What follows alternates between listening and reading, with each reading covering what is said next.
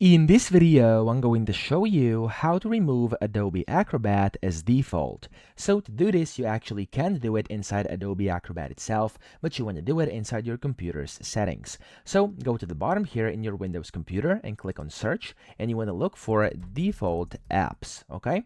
So when you do this, simply click on Default Apps up top, and then from here, it's going to open up all the default apps. Go to up top where it says enter a file type or link type, and type in .pdf. Now when you do this, click on .pdf, and as you can see, Adobe Acrobat is my default, and I think yours is as well if you are watching this video.